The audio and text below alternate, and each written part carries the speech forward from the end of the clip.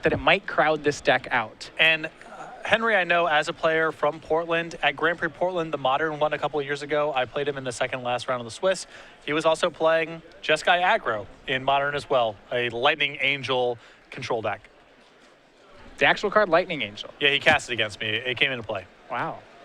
I mean, I think with Mantis Rider, it's hard to play that card now. Yeah, this was a couple of years ago. Okay. This was when, I think, the Dragon's Base was the most recent set, so predates Mantis Rider. Well, we are underway. Josh leads out on a Llanowar Waste. So you see here a lot of these developmental turns to start the game. And Jeskai Aggro was a deck that I thought was poised to make a bit of a return. A lot of these decks are soft in the air. For a lot of the Sultai and Abzan Reanimator decks, you're looking at just Hornet Queen. Maybe they have a Wingmate Rock or two hanging out, and not a lot of removal also. So Mantis Rider, I think, was a card poised to make a comeback. Well, what I think is the interesting thing is Jeskai Aggro was on a comeback, but like I said, is it going to get crowded out by this Jeskai tokens deck? They're so similar in the cards they play. I think there's ways for the Jeskai Aggro deck to adapt. I think, again, Arc Lightning is a card you can go to and improve your matchup quite a bit there. Sure. Josh has the turn 2 carry added. Henry with a turn 2 Seeker of the Way. We'll see what Josh is going to ramp into here. At least one Doomwake Giant hanging out in his hand. And these Seeker of the Way always feel so anemic to me in the Jeskai and Mardu decks. They're not that spell dense, and it's really hard to attack on the ground in the standard format because of these Courser carry added Siege Rhino decks. I think this game is shaping up to be much of the same. And this is a turn 3 Siege Rhino from Josh, and that's been one of the cards that has characteristically been a problem for Jeskai Aggro. Their removal spells all deal 4. They don't have a good way to fight this card with creatures. And racing, it's really hard. Yeah, you get squeezed in a lot of different directions. You see Henry's hand here, and he's down 17 to 20. Yeah, he actually does have a main deck answer to this. This is a one-of Suspension Field, but it's pretty timely here. And there's a lot of one-ofs in this list that I like a lot. A God's Willing, a Magma Jet, a Suspension Field that we just saw, an Arc Lightning, a Sarkin. 2 copies of Dig Through Time as well. So a lot of these one-ofs are just fine cards to draw. They have some pretty high upside in some spots. And with Dig Through Time, I think there's a lot of merit to just playing with one-ofs in general. Yeah, and interestingly, one thing that Henry has done to adapt to maybe the Jeskai tokens decks is he does have 3 copies of Hushwing Gryff in his main, a card that shuts off Jeskai Ascendancy, and I'm not sure how great it is against these Abzan decks, but I think that any flyer is fine, and having a little bit more game against Siege Rhino is helpful too. I don't think it's great, but I think it's good enough to play. Oh, right. Yeah, I guess, sorry, it doesn't shut off. Yeah. So it does stop the enter the battlefield triggers here. I was actually wondering if we might start seeing things like Spirit of the Labyrinth, I guess, to combat against Jeskai Ascendancy. There's some options. Yeah. Spirit of the Labyrinth is one of the more, I think one of the underplayed ones.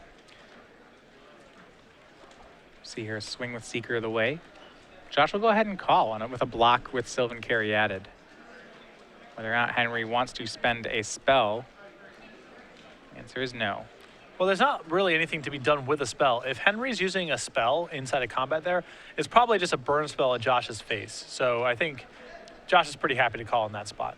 Yeah, and it looks like he has 7 mana and Hornet Queen at the ready. The question for Josh is whether or not he wants to cast it into 4 open mana. He'll start by swinging a Satyr Wayfinder, though.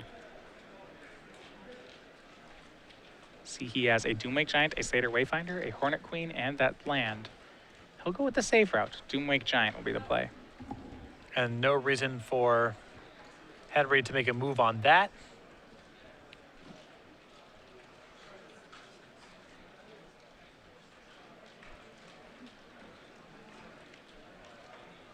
Yeah, Henry's going to let that one resolve. And even though that Hornet Queen is the real prize, Josh is actually putting enough pressure on the table just with cards like Doomwake Giant that he doesn't need to have Hornet Queen. He's forcing Henry to tap out for something. When Henry does, then Josh can place Hornet Queen. Exactly. And kind of on the other side of this, Josh has left a Whip of Erebos on top of the deck, and even if his graveyard is not very stocked, just giving lifelink to his team, for the reason that you mentioned, may be hard for Henry to beat. Now, Hushwing Gryff was the play by Henry. You want to recall here, Hushwing Gryff reads creatures entering the battlefield don't cause abilities to trigger. So if Josh plays a non-creature enchantment, then that will still kill Hushwing Gryff. So a card like Whip of Erebos will be able to kill it, but a card like Courser of Krufix will not. Right. A little bit of rules splitting there. Normally, it's pretty difficult to kill a Hushwing Gryff with a Doomwake Giant. But the Whip, again, that Josh has left on top of his deck. Right. Will be enough to take care of it. And Henry going to turn the corner here. He's decided to go aggressive. That end-step Hushwing Gryff will be played into an untapped Mantis Rider, and here comes 5 in the air to put Josh to 12.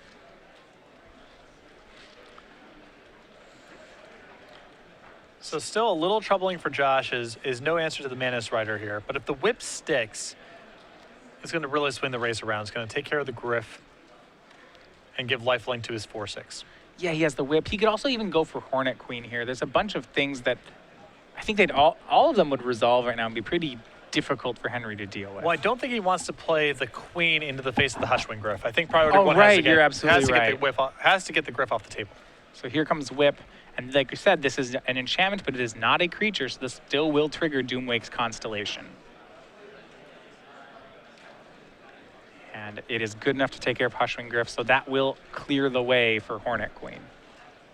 And more importantly, just giving Doomwake Giant lifelink may be enough. Yeah, it's a 4/6 is hard for a burn deck to kill. That's really big. Yeah, a 4/6 lifelink is bad news for Henry Romero.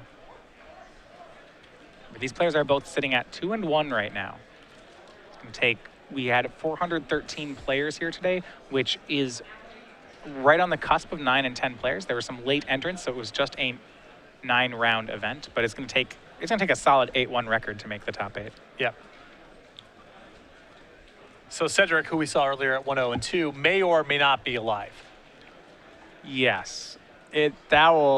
We'll cross that bridge when we get there. If This assumes he rips off 6 in a row. Yeah, he certainly will have to win out if he wants to make top 8. No draws at any. No, he can't draw any more times. Now I think at this point Henry's contemplating a chump block here because the Seeker is not worth very much and is liable to get killed down the line just by Doomwake Giant triggers.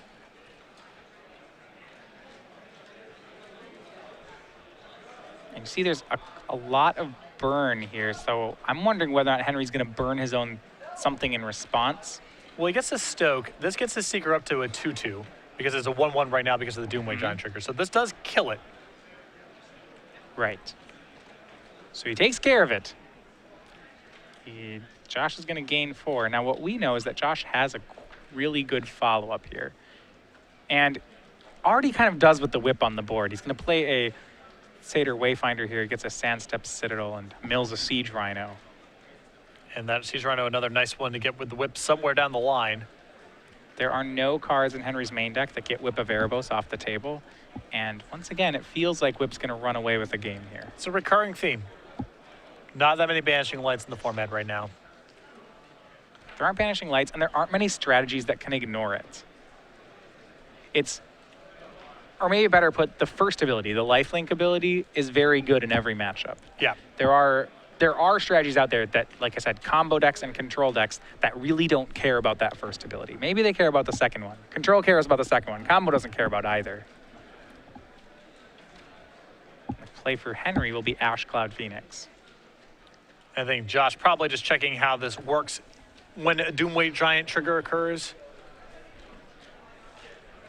The Phoenix does hit the graveyard. Yeah, because it triggers on dying, so it doesn't matter if it's damage or minus. It's not like if it would die, instead return it to the battlefield face down. It does touch the graveyard and then come back. Right. So because of that, it's a different creature. And therefore, once you shrink it, it'll be a 2/2. It won't be a 1/1. It would take 3 Doomwake triggers to kill all of this. Josh surveying his options, but really it seems like it's hard to make a wrong choice from this spot for Josh. Yep. the whip gives him so much insurance because he can just start off every turn by going into combat. It forces Henry's hand. Josh is, likely to win a straight up damage race at this point. And if Henry ever moves to block, well, then he can get the Doomwake Giant out of his graveyard post-combat and take care of a lot of Henry's board. If Henry just doesn't block, Josh can play the Hornet Queen, which is great. Josh has just total control over the way the game's shaping up right now. Yeah, right now he's free swinging these Satyr Wayfinders. Kind of just happy with them dying, too. Putting them in the graveyards more or less where they want to be anyway. Yep.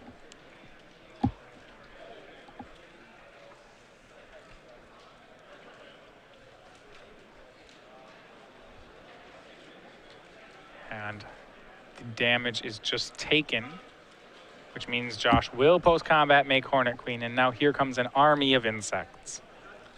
And now Henry's outclassed completely on the board. Probably can't make an attack with either of his flyers at a risk of putting the Hornet Queen in the graveyard. And I think he's going to be hard-pressed to come back and win this one. A quick check to see if there's any sort of Anger of the Gods type of card in this deck. Sometimes you see them in these builds, though I doubt alongside Ashcloud Phoenix and Hushwing Gryff. It does not appear to be the case. Yeah, he does have some decent options post-board, which we'll get to in a second, but you're right. Main deck, he does not have good answers to Hornet Queen or Rip of Erebos. Once the black deck stabilizes, the game's very difficult for Henry. So he's draw their Goblin Rabblemaster. If it wasn't for the lifelink, Henry would have some lines to play to. He can use Burn to try to close out games. Yeah, but Whip of Erebos shuts that off too. Yeah.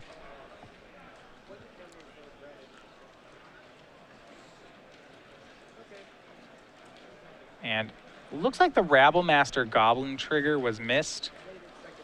Yes, Okay, he wants to play the second main phase because it would just run into a Hornet Queen and Sure. Josh would gain 2. So Henry doesn't want to do that.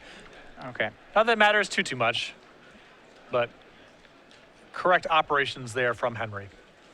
So where does the fight here occur for Jeskai? I mean, it seems like once Josh got the whip and Doomwake down, that this game was over. So what's the way that Henry fights this? Does he has to fight the whip before it comes down? Is it counter spells, removal? Well, I think that if Henry gets off to a good start and can back that up with either removal spells for Whip of Erebos or Disdainful Strokes for the big threats, he's got a really good shot because Josh's deck is a little clunky and cumbersome out of the gates. But if the game drags down like it did here, Josh has a lot of time to find his high and back cards. Well, Josh was able to play a turn 3 Siege Rhino into a turn 4 Whip, and that start, I guess, just seems really difficult for Jeskai to deal with because it's got acceleration, early stability, and then a really good finisher. And Henry's draw was solid, too. That's got to be another disheartening thing if you're on his side of the table. It wasn't like he missed land drops. He had a Seeker, a removal spell for a Siege Rhino, which he only has 1 copy of in his deck. He followed up with some flyers. Looked for a couple turns there like he was doing fine, but once Josh was able to resolve Whip of Erebos, there wasn't a lot left to be done with that game. All right, so we're going to go to the sideboard. Josh Ravitz is up a game. Starting with Henry, okay, he hopefully needs to find a way to get rid of cards like Whip, or at least fight around them. Walk me through what he can do here. He has a copy of Erase. He has cards like Negate and Disdainful Stroke.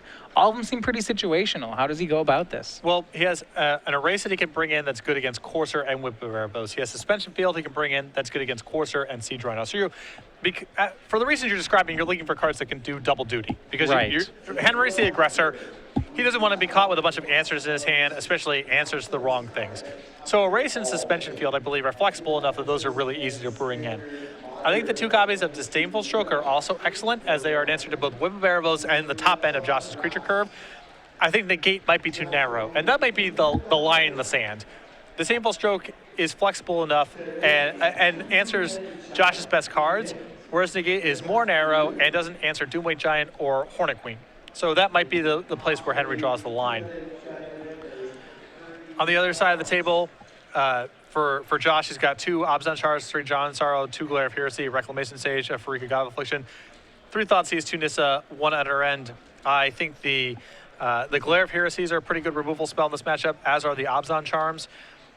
I don't know, John Sorrow might be a little bit too narrow, but I think it's reasonable for Josh to bring in. And the 1 Utter End could be an answer to Ashcloud Phoenix. And sometimes these Jeskai aggro decks go into 5 mana spells something like Sarkin or Keranos, and it's nice to have an answer like Utter End. So I think Josh may bring in the 1 copy as well. Yeah. So one of the things last round you saw that there were some tokens that we've been using during the day, the Goblin tokens from Rabble Master. Another token you can get here is the Ooze token right now that we have at StarCityGames.com. How do you get these 2 free Ooze tokens? You can get them with any order from our website of over $5. 2 Ooze tokens will ship with that order. On top of it, they have this art on playmats, deck boxes, and sleeves. Yeah, and all of that stuff you see on the screen, the playmats, the deck boxes, the dice bags, and so forth, that's all available at StarCityGames.com, or you can come over to any booth we're vending at, whether it's at an Open or a Grand Prix, and pick this stuff up. Now, I asked Cedric this 2 weeks ago. What's your favorite card that makes a Star Ooze token? Oh, that's a good question.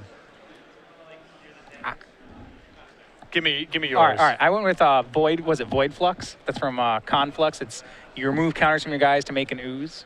What about, isn't there one from Legends that's a single red?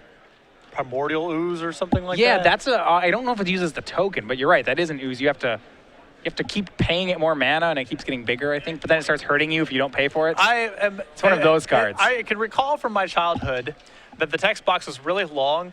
It's and huge, yeah. And even 15-year-old me was able to dismiss it as a card that he should not put in his deck. So I don't remember the details, but I think the details is it keeps growing, and you have to pay it absurd costs, or it starts eating you. Yeah, it's one of those really fun cards like Lord of the Pit. And it's one that I only discovered because of Chronicles. I believe it was reprinted. It was reprinted in Chronicles. It's a single red. Yeah. I don't even know if that one qualifies, but that's probably my favorite ooze because it was a learning moment for me in Magic. Yeah. I could read it, even though there's a lot of text, and dismiss it. Well, those ones that are just giant paragraphs of text. Legends is full of them. Right. I feel like what happened is, this is back when Magic was in its infancy, is that the idea of what they do is very simple. It's like someone said, I want a card, and here's what it does. And then they decided they're going to make it. And they're like, okay, now how do we write that on a card? And then that's where you got to paragraph land. Exactly. Or you get into some horrible designs like Moat, which is a really good, that's a very good representation of what a Moat does, but it's not the best gameplay. So there's a lot of that. Yeah. There's a lot of that floating around in the Magic's early sets. 10 out of 10 flavor and 0 out of 10 or worse gameplay. Primordial Ooze, Moat, a couple others. Yeah, I'm trying to think. There's a ton of those things that are just huge amounts of text. All Hallows Eve. What is that? That one is I don't know that one. Yeah, it's another mouthful. It's another one that's just you have to get Animate dead. Animate dead. Okay, so it's really clear what it does is it puts the guy into play from your graveyard, and he gets -1/-0. But then the rules happened, and boy, did that card mess stuff up. Yep. All right, well, regardless, we're underway with Game 2. Henry's starting off a pair of Pain Lands. That'll do some damage, but he has a turn 2 Seeker of the Way. And if if you're going to keep this card in, this is the spot where you want it, is on the play. It has it on turn 2, but this card is problematic against Abzan because between Courser, Caryatid, Wayfinder, Siege Rhino, this deck's so good at blocking the ground that if Henry gets in a second shot with this card, I would be really impressed. Yeah, that's exactly what I was thinking. It seems really hard to attack these green decks on the ground. It's the reason that so many of these decks have gone to cards like, Hushwing Griff or Ash Cloud Phoenix. They just want any flyer they can get their hands on.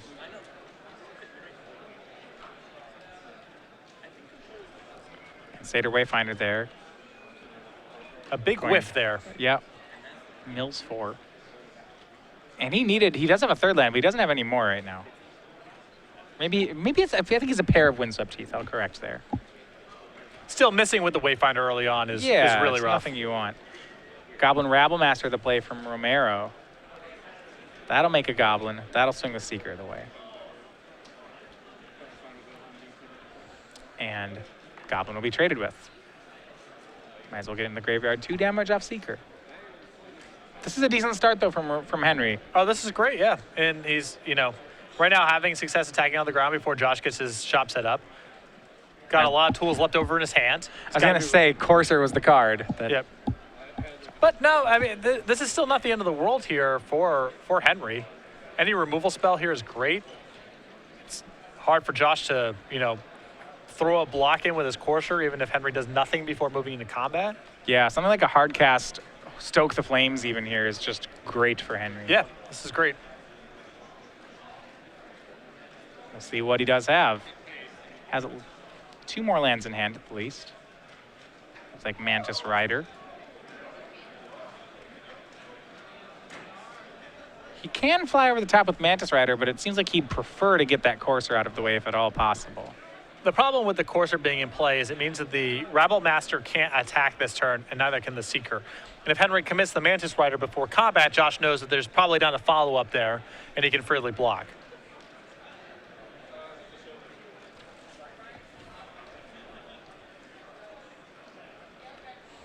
And we'll see the play here from Romero. Needs to keep pressure going.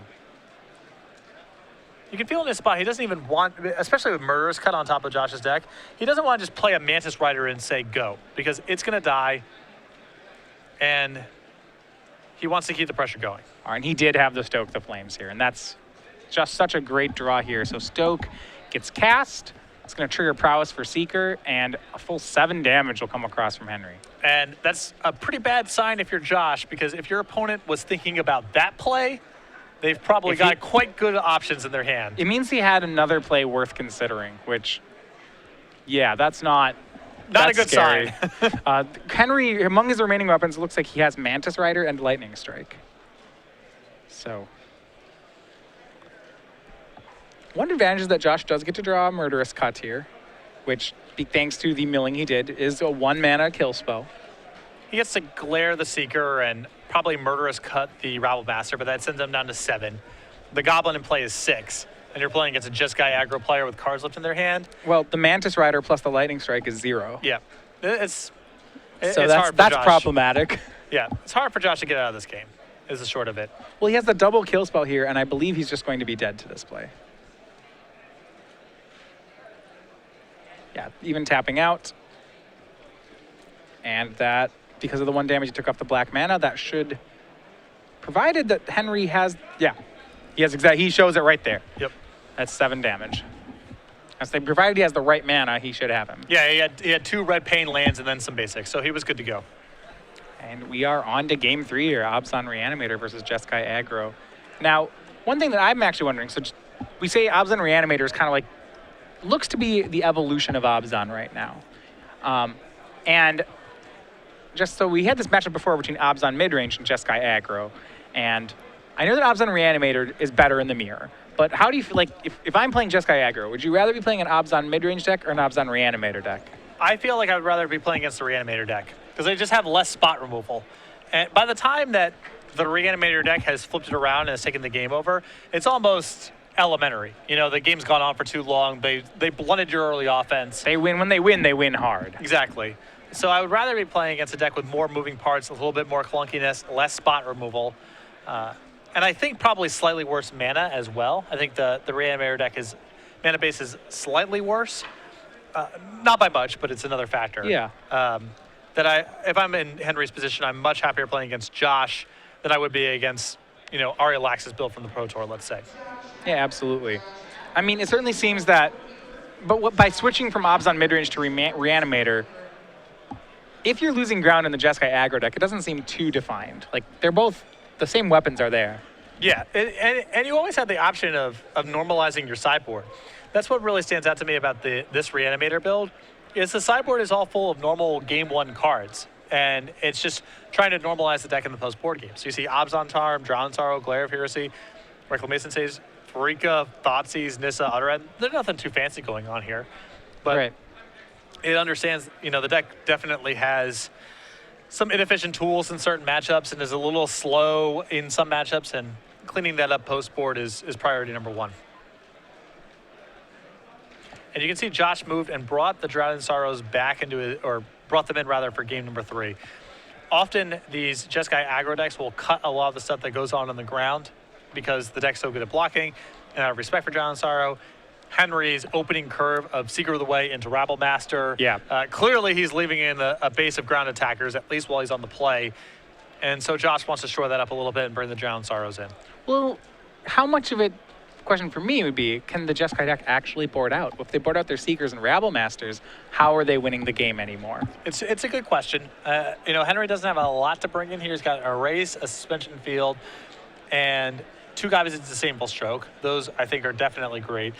past that, you get some options like Negate, Glare of Heresy, Keranos, Anger of the Gods, which are okay Yeah. in the matchup, but not spectacular. Well, there's only 2 cards in Henry's sideboard that actually deal damage, and that's the Keranos and the Prognostic Sphinx. So if he's boarding out his attackers on the ground, and I agree that they're not that well positioned here, he's just boarding out damage sources, and I don't know how low he can actually go on damage sources here and still expect to win. And it may be more important for him to get things like Lightning Strike and Magma Jet out of the deck first, which don't really kill anything in Josh's deck. So Yeah. Henry might just be forced to leave in his ground pounders, even though they are not that well positioned here. And we even saw last game he left in the at least some copies of Lightning Strike is what he ended the game with. But you're right, cards like Magma Jet have to be the first ones to go. Doesn't kill anything in Josh's deck. Well, anything other than a Satyr Wayfinder, but Right. that, or like a Hornet Queen. But that doesn't really count. No, a Reclamation Sage. There you go. That's it.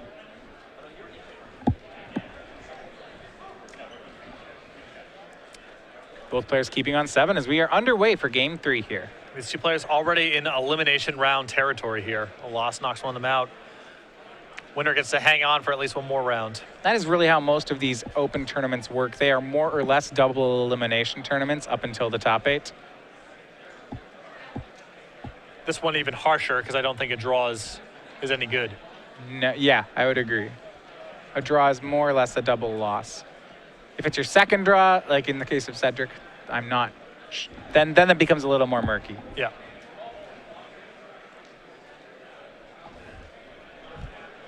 Josh with 2 tap lands back to back. Looks like his opening is lands, a Glare of Heresy, and 2 copies of Siege Rhino. So if Henry can get I was going to say if he could get a creature, a Seeker of the Way on the board and then hide behind some Disdainful Strokes, it might not be too bad. He's got a Mantis Rider, but by playing it, he just doesn't have that window, right? He's on the draw, and it seems like he won't be able to get his threat down in time. Well, I think if it's a Mantis Rider, that's good enough where if, Josh's response is a Siege Rhino, that's fine. Henry's equipped to win that kind of race. If he's got Disdainful Strokes to keep him off of future Siege Rhinos and so forth. Sylvan Caryatid was the play for Josh. Just one of Josh's big 4 or 5 mana spells is not going to be enough to win the race. Henry's equipped to play that kind of game. And here is the Mantis Rider. It's going to swing in, and that'll open the window. Josh gets to resolve a spell. Right now, it's going to be a Siege Rhino. We'll see if he draws something better. Getting some flashbacks to Henry Lightning Angel me a couple of years ago. There you go. There's the Lightning Angel. Same convention hall. Has this card just obsoleted Lightning Angel? Well, I guess you could say, well, no, Lightning Angel survives Lightning Bolt. Yeah, to the extent that Lightning Angel wasn't obsoleted by just, better creatures over the years. Yeah, exactly. I think that Mantis Rider is definitely the more powerful card, but the jump from 3 to 4 toughness is the biggest jump in Legacy and Modern. Yeah. Siege Rhino was the play for Josh Ravitz. See, now it's Mantis Rider versus Siege Rhino. Ravitz at 20, Romero at 16. Romero is losing the race currently, but remember, he can always throw some burn spells at the last minute to win that race. Plays a 4th land. And a lot of it depends on whether or not he has a counterspell to hold up anyway. He'll make Ashcloud Phoenix. Now, here's where I'm just concerned, though, for Henry. Josh just gets to mash a second Siege Rhino, and I just don't see Jeskai beating that very often. This is the big swing here, and that's why that Caryatid that Josh drew a couple turns ago was so critical, is it's setting up for this turn of Glare plus another Siege Rhino, which is a huge swing. Yeah, absolutely. Now, he has the untapped land to do it. And that's going to be exactly what you said. First, it's Glare of Heresy on the Mantis Rider. That will be exiled. Swing by Siege Rhino puts Henry down to 11. Second Siege Rhino is going to drop Henry to 8. And the Caryatid from Josh that seemed like it had missed its window on turn 3, playing a huge role here. 20 to 8. Josh has taken the lead. And that 5 toughness Rhino is so hard for these Jeskai decks to deal with. Yeah, I mean, they have Stoke the Flames, they have Sarkin, but 5 is really hard. There are 2 copies of Suspension Field still in Henry's deck, something to keep in mind. And we're taking a short break here. One of the players. Josh And- is a patient man. Yeah. He will wait. I'm going to say this game showcases the strength, and for me personally, showcases the frustration of Siege Rhino. Like, Josh's game plan was cast 2 Siege Rhinos, win game. Sure. But we've seen it on the Jeskai side where what they're doing is just casting a couple Mantis Riders. And, Yes, that's true. and Henry's, Henry's pressing himself in to some extent. You know, you have the 1 suspension field, you have 1 in the board. You could go further on that kind of effect if you really wanted to fight Siege Rhino. It's not like there's I still gain the 3 life. Okay. They spend 4 mana, and then you spend you 2, spend so if 2. you're doing something with a leftover mana, it can be a good exchange for you. You also have access to Sustainful Stroke. There's cards in the format that you can play if Siege Rhino is ruining your day. Josh's draw is really good. You're going to lose games where your opponent's on the play with a really good draw sometimes, but, it's more complicated than, just cast your Siege Rhinos, because there's things you can do to counteract that. I don't know. It's so good. There's just Also, aren't Siege Rhinos really bad against the decks you typically play? Yeah, that's because I don't like losing to that stuff. Right. Yeah. Right, if I'm playing against Ascendancy combo, Siege Rhino is actually not very good. If you want to tap out for 4 mana for a 4/5, I'm usually okay with that. That's what amused me with the World Championships about the modern decks, because there's these really busted combo decks. Right. There's And- Ascension and Ascendancy were the 2 main Super good. And then you had some people that were in the know about that are playing decks like Bird or Blue-Red Delver to try to fight that sort of thing. With, they have Mana Leaks and Snapcaster Mage and whatever, just trying to have enough anti-combo hate and a quick clock. And you have Willie Adel. And then you have a couple people with some Siege Rhinos, and it's, you're presupposing a lot about the way the games are going to shake out. Some pod players, it wasn't just Willie. Some pod players had Siege Rhino as well, but given the texture of the format, the very combo and anti-combo nature of it, Siege Rhino seemed a little out of place. Siege Rhino's okay against Delver, right? If you stick one, it's very hard for Delver to work with. Even those decks are, they have Mana Leak, Remand, Snapcaster Mage, It can be good sometimes, but it's an uphill battle there as Cavern well. of Souls on Rhino. Yes. Then placed. There we go. That's clearly what needs to be happening. Right. And there's still other, then you still have to be able to be Insight Operation and a bunch of Pyromancer tokens, so even then, there's no guarantee, but. No, I definitely agree with you there. It's not unanswerable. It's just very efficient. Its numbers are all real big. Well, the standard Wizards R&D has pushed a lot of power into those kind of cards that they're super good, and their floor is very high. It's hard for Siege Rider or Mantis Rider or Butcher the Horde to be really bad, but there are removal spells or different threats you can go to in the format to take some of the wind out of the sails. And I think it's better to live in a world where Siege Rhino is powerful and you have to find the threat cards that are good against it, then Terminate and Repulse and Exclude are powerful. That's probably true. And the threats that you're putting in your deck don't really matter. The text boxes don't matter. And that's definitely true. When you've seen formats where cards like, Terminate and just a hard counter spell are good, it can be a lot more frustrating because it really doesn't matter what you're doing at that point. And we saw that on full display in the Snapcaster Mage Mana League format of what do you want to play, Butcher the Horde or Siege Rhino? Who cares? They're the same card. I can Vapor Snag them both. Yeah, I can Mana Leak them both. Exactly. So even though it can, sometimes you lose these games to just these proactive threat draws, and it can feel, what am I supposed to do about it? There are answers to these cards, and I feel like the world that we live in is overall healthier, having the power level push into that sort of stuff than into Mana Leaks and Terminates. All right, well, we're going to go back to the match here, seeing if Henry can pull out from under these 2 Siege Rhinos.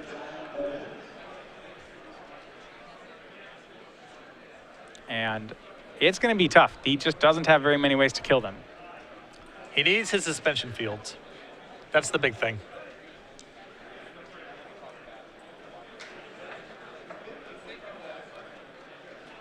Josh with a raise of the eyebrow there. I assume we are on Henry's main phase here. Yeah. To be fair, Josh does not have any more game in his hand right now. If Henry can clean up the board and Josh doesn't draw anything, then Henry's fine. It's feasible that even a couple, some lightning strikes, just removal spells might, Josh has to draw lands for a bunch of turns in a row, but it's not impossible. He's going to swing with Ash Cloud Phoenix. That just puts Josh down to 16. And post-combat will be a Seeker of the Way. And dangerous for Henry. If you see the lands he's left up, there's a Temple of Triumph, but 2 Shivan Reefs threaten to hurt his life total even more.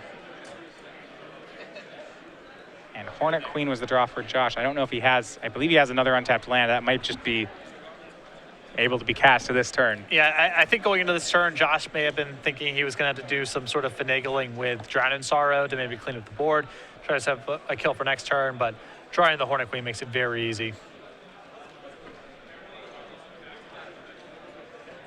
And a chump block's going to happen here. See, Seeker of the Way jumping in front of a Siege Rhino. And before damage, he's going to stoke the flames on the Siege Rhino. He does not take any damage to do so, actually. So that means one will trample over. It'll be 5 damage to Henry, but he gains 3, so he's only taking 2 here. If everything stands, he'll end up at 5. I think he takes 1 point of pain because the stoke he can only discount calls you're right, off the he Seeker. does. So he still has to tap one of the reasons for red, but he does save some points here. Gets a Rhino off the table. Unfortunately, as we know, Josh has the follow-up.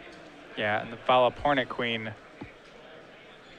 I mean, if Henry's brought in Anger of the Gods, which he wouldn't, I mean, you're right, there's very few answers to it for him. It would have to be Anger of the Gods plus a Magma Jet or Lightning Strike on the Siege Rhino.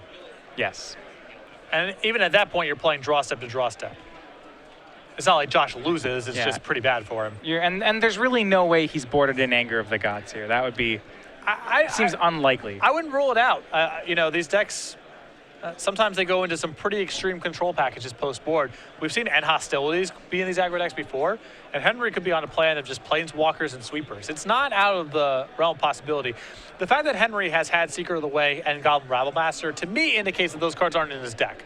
Because it requires a lot of sideboard slots, and those cards play pretty poorly with sweepers. I think Josh is drawing the same conclusion. But this play is not without risk. If there isn't end hostilities in Henry's hand, Josh is putting a lot on the table here. Exactly. But he also risks, you know, what's his plan otherwise? Does he say go? All right, well, you've already seen Suspension Field. Right, it only takes 1 more Suspension Field, or even 2 Lightning Strikes is probably okay at that point. Henry can spend those on a Siege Rhino if Josh didn't play anything. Yeah, so it's there is some risk with this line of play, but I think ultimately Josh has done the right thing. Just get the stuff into play and risk the sweeper. And you see in Henry's hand a Sarkhan, as well as another Stoke the Flames. And it looks like at least 1 Lightning Strike. He has a lot of burn, but these Siege Rhinos have kept Josh topped up on life points. He's not in burn range, and Henry is facing a more than lethal attack. He gets a block on the Hornet Queen. 4 comes across just from the tokens, and I think Henry's going to make a show of it to try to block out this turn, but I don't think he's going to be able to. Yeah, just passes the turn, and we're back to Ravitz.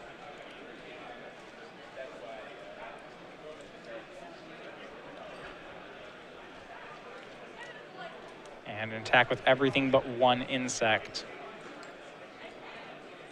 I don't believe. Well, Henry doesn't have a block on the board that he can use. We'll see if his spells can help him out, though. I wonder what the consent of sent 1 token back, keep 1 token back. I guess Aether Spouts is a card that Josh could be concerned about right now, with Henry leaving up 5. Yeah, it's going to be a trade with Hornet Queen and a Lightning Strike and Stoke the Flames on Siege Rhino. But Henry still takes 3. He's going to go down to 2. He actually goes down to 1 because he had to use a Shivan Reef again. So Josh left himself short of lethal that turn, but I don't think Josh is concerned about trying to beat 2 removal spells in that spot. Yeah. He's trying to play around 1 weird out, and Henry, with nothing to do, just gives it up. So second loss will knock Henry out of the tournament, but Josh Ravitz moves to 3-1. He is still live. Long way to go. But for right now, he is our victor. 2 players I like quite a bit. Josh, I have a very long background with. I think he was probably in attendance the first PTQ I ever played in, which was Mercadian Mass Block Constructed. I actually think his first PTQ was